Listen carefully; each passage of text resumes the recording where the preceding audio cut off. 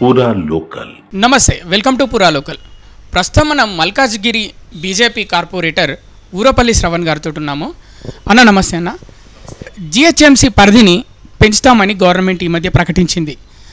దీనిపైన మీ అభిప్రాయం ఏంటి? ఇప్పుడు వెనకటికి ఒక సామెత ఉండే, ఆ సామెతలు చెప్పడానికి నేను చెప్తే బాగోదు. ఎందుకంటే సామెతలు చెప్పడంలో మొదటి దిట్ట మా కేసీఆర్ గారు, మా మేనమామ కేసీఆర్ గారు అయితే ఆయన దాన్ని అందిపుచ్చుకుంది రేవంత్ అన్న. కాబట్టి అసలు ఉన్న జిహెచ్ఎంసీ పరిధిలో మీరు డెవలప్మెంట్ యాక్టివిటీస్ చేయడానికే దిక్కు మొక్కు లేదు. జిహెచ్ఎంసీ కరెంటు పరిధి 650 స్క్వేర్ కిలోమీటర్లు. దీన్ని 2000 పైచీలకు స్క్వేర్ కిలోమీటర్లుగా చేస్తూ ఉన్నారు. పాపులేషన్ 30% పెరుగుతూ ఉంది. ఏరియా వచ్చి 310% పెరుగుతూ ఉంది. ఎందుకంటే ఐలాలు, కంటోన్మెంటు, 30 గ్రామ పంచాయతీలు, 7 కార్పొరేషన్లు కలిపి ఔటర్ రింగ్ రోడ్లో ఉన్నటువంటి, ఔటర్ రింగ్ రోడ్ పక్కన 2 కిలోమీటర్స్ రేడియస్లో ఉన్నటువంటి ప్రాంతాన్ని అంతా కలుపుతా అంటా ఉన్నారు.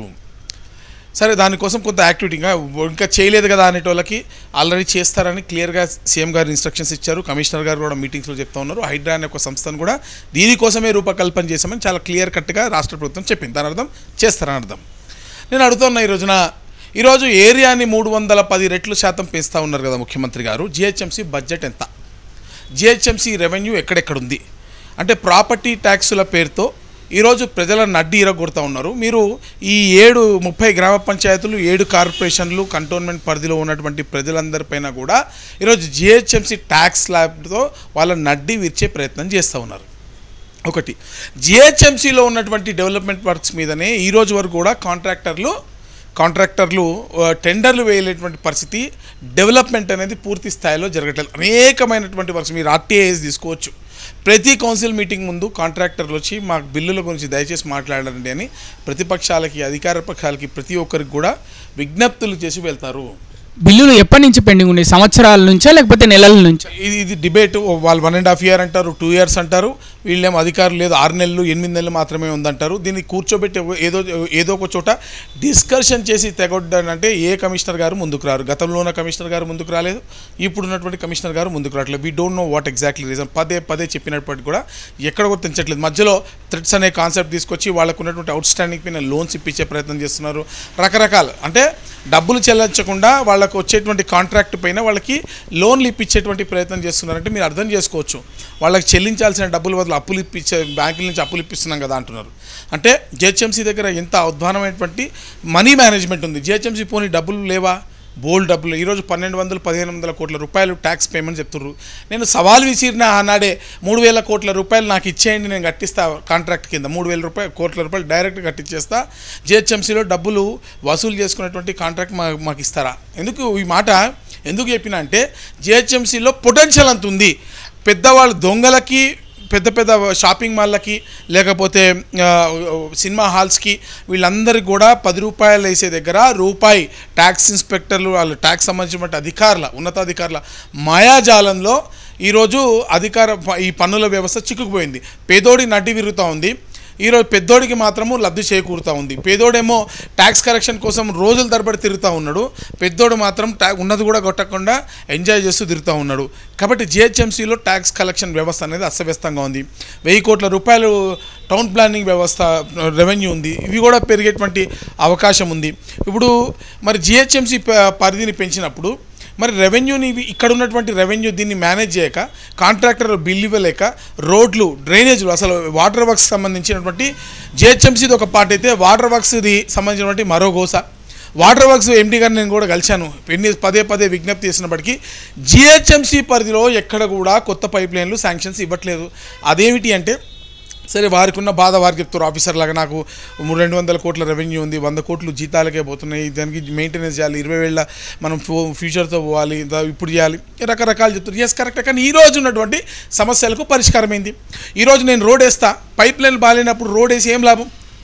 ఇప్పుడు నేను రోడ్ టెండర్ చేసి అతి కష్టం మీద శాంక్షన్ చేసుకుని ఒక కాంట్రాక్టర్ని తెచ్చి పెట్టుకున్నప్పటికీ, ఆ కాంట్రాక్టర్ అపోజ్ చేసుకొని డబ్బులు తీసుకొచ్చి చేతిలో పట్టుకున్నప్పటికీ ఆ వాటర్ వర్క్స్ లైన్లు వేయడానికి అధికారులు ముందుకు రారు. పైప్ లైన్ లేకుండా రోడ్లు వస్తే రోడ్డు తవ్వడం వల్ల ఉపయోగం లేదు. ఇట్లా కోఆర్డినేషన్ ల్యాకింగ్ వల్ల ఎక్కడ కూడా కోఆర్డినేషన్ లేకపోవడం వల్ల హెచ్ఎండిడబ్ల్యూఎస్ అనేది అసలు జిహెచ్ఎంసీకి ఆన్సరబుల్గా ఉండకపోవడం వల్ల మరి చెరువులు కబ్జా కావడం వల్ల అనేక సమస్యలు జిహెచ్ఎంసీలో విలయతాండనం చేస్తున్నాయి. ఒక ప్రాపర్టీ ట్యాక్సే కాదు, ఒక డెవలప్మెంట్ యాక్టివిటీ కాదు, అర్బన్ ఫారెస్ట్రీ. ఈరోజు ఈ 33% గ్రీన్ జోన్ ఇండెక్స్ చేస్తామని చెప్పినటువంటి గత ప్రభుత్వము 1% గ్రీన్ జోన్ కూడా ఎక్కడ చేయలేదు. ఏ అపార్ట్మెంట్లో కూడా మనకి గ్రీన్ జోన్లు కనబట్టలేదు. ఎక్కడ మీరు ఈరోజు జిఎస్ సర్వే పేరుతోటి మెగా సర్వే చేస్తూ ఉన్నారు. సకల జిల్లా సర్వే చేసి అయిపోయింది, మీరు జిఎస్ సర్వే మెగా సర్వే చేస్తూ ఉన్నారు. ఈ మెగా సర్వే ద్వారా ప్రజలకు మౌలిక సదుపాయాలను కల్పిస్తామన్నటువంటి జిహెచ్ఎంసీ దాన్ని నేను యాక్సెప్ట్ చేస్తా, సర్వే చేయాలి. కానీ గత సర్వే డీటెయిల్స్ ఎక్కడ పోయినాయి? పోనీ ఈ సర్వే అయినా కంప్లీట్ ఉంది, దీనిలో ఏమన్నా పాపులేషన్ని కూడా యాడ్ చేసి తీసుకుంటున్నారంటే లేదు పాపులేషన్ తీసుకోము, మేము ప్రాపర్టీ ట్యాక్స్ డీటెయిల్ తీసుకోము, పాపులేషన్ ఏం తీసుకోము, ఏం డీటెయిల్ వాళ్ళు ఏది ఇస్తే ఆ డీటెయిల్ తీసుకొని వస్తా అంటారు. నేను ఒకటి చెప్తున్నా, గతంలో ట్యాక్స్ కలెక్షన్కి ఇట్లనే పెట్టారు. ఏం చేశారంటే సెల్ఫ్ అసెస్మెంట్ అని స్కీమ్ పెట్టారు. సెల్ఫ్ అసెస్మెంట్ స్కీమ్లో ఏం చేశారు, ఎవరి ట్యాక్స్ వాళ్ళే వేసుకోవాలి. పాపం పేదోడు మంచోడు వాడు ఉన్నోడు వాళ్ళు వేసుకుంటారు, కరెక్ట్గా వేసుకుంటారు. కానీ అక్రమార్కులు ఏం చేశారు, నోటరీ ల్యాండ్కి 4 దాకా అదే ట్యాక్స్ పేపర్లు కట్టి ఈ ట్యాక్స్ పేపర్లను పెట్టుకొని 4 డాక్యుమెంట్లు 5 డాక్యుమెంట్లు క్రియేట్ చేస్తే ఆ స్కామ్ని బయటపెట్టడానికి నేను మల్కాజ్గిరి మున్సిపల్ ఆఫీస్ని మేయర్ గారి పేరు మీద మార్చడం జరిగింది. ఆ రోజు నేను చేసినటువంటి డెకాయ్ ఆపరేషన్ ద్వారా 1,00,000 1 కాదు 2 కాదు 1,00,000 అసెస్మెంట్లను వాళ్ళు రివిజిట్ చేశారు. మరి ఈరోజు అటువంటి వ్యవస్థను మీరు తీసుకొని రావడం వల్ల ఎక్కడ కంట్రోల్ లేకపోవడం వల్ల ఏం ఉపయోగం ఉంటుంది ప్రజలకు? ఇట్లా జిహెచ్ఎంసీ చేసేటువంటి ఏ ఒక్క పనిలో కూడా క్లారిటీ. మొన్న పచ్చదనం పరిశుభ్రత చేశారు.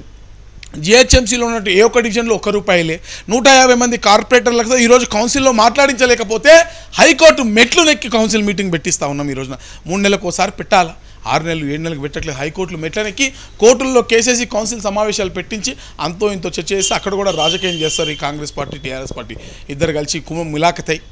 మరి ఇంత అధ్వానమైన స్థితిలో 150 మంది కార్పొరేటర్లతో మీరు నడిపించలేని పరిస్థితి ఉంది.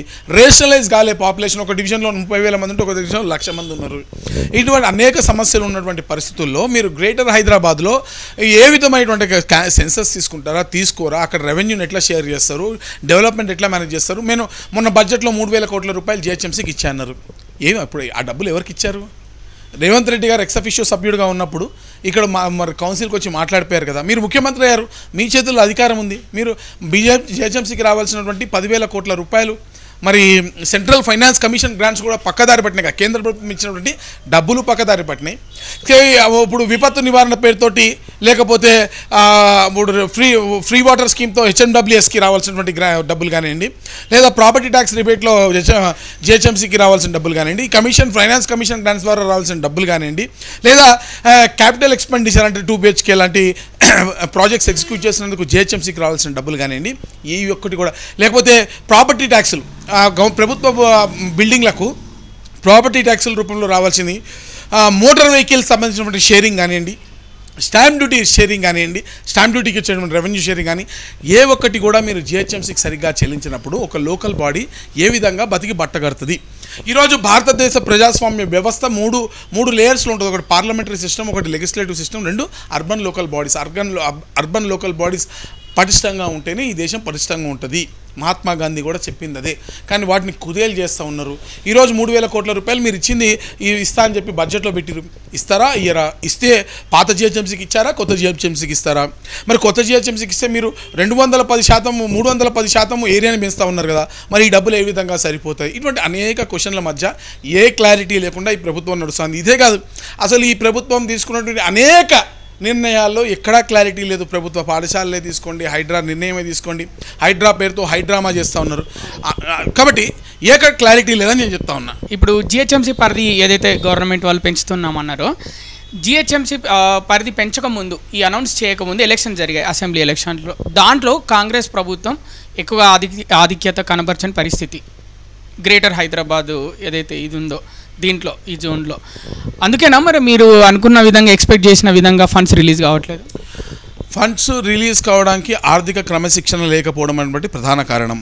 గత ప్రభుత్వము పూర్తి స్థాయిలో కేంద్ర ప్రభుత్వం ఇచ్చినటువంటి, ఇందాక మీకు చెప్పాను కదా, క్యాపిటల్ ఎక్స్పెండిచర్స్ కానివ్వండి, లేకపోతే సెంట్రల్ గవర్నమెంట్ ఇచ్చినటువంటి ఫండ్స్ కానివ్వండి, లేకపోతే వేరియస్ డిపార్ట్మెంట్స్ నుంచి జిహెచ్ఎంసీకి రావాల్సినటువంటి డబ్బులు, మోటార్ వెహికల్ ట్యాక్స్లో రిజిస్ట్రేషన్ రావాల్సినవన్నీ కూడా పక్కదారి పట్టించడము, ఆర్థిక క్రమశిక్షణ లేకపోవడం. కాంగ్రెస్ పార్టీ కావాలనే జిహెచ్ఎంసీని నిర్లక్ష్యం చేస్తుందా? 100% జిహెచ్ఎంసీ పరిధిలో కాంగ్రెస్ పార్టీకి బలం లేదు కాబట్టి కాంగ్రెస్ ఇప్పుడు మీకు భారతీయ జనతా పార్టీ చాలా బలంగా ఉంటుంది సిటీ, కోర్ సిటీలో ఆల్రెడీ ఇప్పుడు బలంగా ఉంది. ఇంకా కోర్ సిటీలో బలంగా ఉంటుంది. కాంగ్రెస్ పార్టీకి ప్రెజెన్స్ లేదు. కాబట్టి వాళ్ళ ఆలోచన, ముఖ్యమంత్రి గారి ఆలోచన ఏంటంటే ఈ రూరల్ ఏరియాస్ పరిధి పెంచితే రూరల్ ఏరియాస్లో కాంగ్రెస్ ప్రెజెన్స్ ఉన్నటువంటి ప్రాంతాలను జిహెచ్ఎంసీలో కలిపితే కాంగ్రెస్ పార్టీకి అంతో ఇంతో కొంచెం నెంబర్ బలం ఎక్కువ వచ్చేటువంటి అవకాశం ఉంటుంది. కాబట్టి వాళ్ళ ఫ్రెండ్స్ ఎంఏం వాళ్ళు ఎట్లున్నారు, పాలస్తీన్ వాళ్ళు ఎట్లయినా ఉన్నారు కదా, మా బామర్ది, మా పెద్ద బామ్మరిది పాలస్తీనా వాళ్ళు కూడా వీళ్ళ పొత్తులోనే ఉన్నారు. కాబట్టి వీళ్ళిద్దరు కలిసి భాగ్యనగర్ ప్రజలను అడ్డించేటువంటి ప్రయత్నము, దోచుకునే ప్రయత్నం చేసినటువంటి ప్లాన్ అలాగా. అంతే. ఇప్పుడు హైడ్రా దూకుడు చూస్తున్నాం గత కొన్ని రోజులుగా, ఒక 2 వారాల నుంచి హైడ్రా దూకుడు, అక్రమ నిర్మాణాల కూల్చివేత. ఇది అందరికీ వర్తిస్తుందా, లేకపోతే కాంగ్రెస్ వాళ్ళది అక్కడ ఎవరైతే వాళ్ళ భూములు ఉన్నాయి ఆ ప్లేస్లో కూడా వర్తిస్తుందా హైడ్రా దూకుడు? చాలా మంచి క్వశ్చన్ వేశారు. నిజంగా కాంగ్రెస్ పార్టీ ఇలా అంటే హైడ్రా కానీ నిజంగా దాని ఏవైతే లక్ష్యాలని చెప్తా ఉన్నారు పేపర్లో, అవే లక్ష్యాలపైన పనిచేస్తే పూర్తిగా స్వాగతిస్తాం. భాగ్యనగరంలో ఉన్నటువంటి చెరువులని ప్రొటెక్షన్ చేయాలి, సరే ట్రాఫిక్ని కంట్రోల్ చేస్తాం. నేను ఇవి రెండు విన్నా మెయిన్గా, మిగతా వాళ్ళ ఎజెండా ఏందో నాకు పూర్తిగా తెలియదు యాక్చువల్లీ. సరే అలా జీవో వచ్చింది, దాన్ని మీరు చూద్దాం. ఎందుకంటే గతంలో ఇప్పుడు డిఆర్ఎఫ్ టీం ఉండే, డిజాస్టర్ రెస్పాన్స్ ఫోర్స్, అది జిహెచ్ఎంసీ పరిధిలో ఉండడం వల్ల అనేక సార్లు మేము క్లోజ్గా వర్క్ చేసినాం. ఇప్పుడు పార్కింగ్ ఛార్జెస్ ఇష్యూస్ కానివ్వండి, కొన్ని ఇష్యూస్ మీద వర్క్ చేసాం యాక్చువల్లీ. కోవిడ్ టైంలో కానీ వేరే సందర్భాల్లో కానీ రాత్రి డిజాస్టర్లు జరిగినప్పుడు ఇమీడియట్గా వాళ్ళతో మాట్లాడడం, మాకు వాళ్ళతో ఇది ఉండే. కానీ ఇప్పుడు ఒక ఐజీ లెవెల్ ఆఫీసర్ పెట్టేసరికి మాకు కనెక్టివిటీ లేకుండా పోయింది హైడ్రా అనేది. అంటే జిహెచ్ఎంసీకి సంబంధం లేకుండా జిహెచ్ఎంసీ ప్రజాప్రతినిధులు ఎవరైతే ఉన్నారో వీళ్ళకి అందుబాటులో లేకుండా వెళ్ళిపోయింది. Point number 1. 2, చెరువుల కబ్జాలు అసలు చేస్తే చాలా 100% కానీ నిన్న పేపర్లో, ఈనాడు పేపర్లో ఎన్ని చెరువులు ఉన్నాయి భాగ్యనగరంలో, ఏ చెరువు ఎంత మేరకు కబ్జా అయిందనేది ఇచ్చారు. నేను అడుగుతున్నా, ఈరోజు రెవెన్యూ డిపార్ట్మెంట్ హైడ్రా చేయాల్సిన పని ఏంటంటే, రెవెన్యూ డిపార్ట్మెంట్ సిటీ జిహెచ్ఎంసీ పరిధిలో ఉన్నటువంటి అన్ని మండల ఆఫీసులు లేదా సంబంధిత రెవెన్యూ డిపార్ట్మెంట్లను పిలిచి అసలు ఎన్ని చెరువులు ఉండే, దాని విస్తీర్ణం ఎంత, కరెంటు ఎంత ఉంది, దీనిపైన శ్వేతపత్రం విడుదల చేయాలి. ఈ శ్వేతపత్రం విడుదల చేసి కరెంటుగా ఇక్కడ ఉన్నటువంటి పర్మిషన్స్ తీసుకున్న టెంపరీ హాల్ట్ చేసి కన్స్ట్రక్షన్స్ని, ఈ పర్మిషన్స్ ఇచ్చిన అధికారులపై చర్యలు తీసుకోవాలి కదా.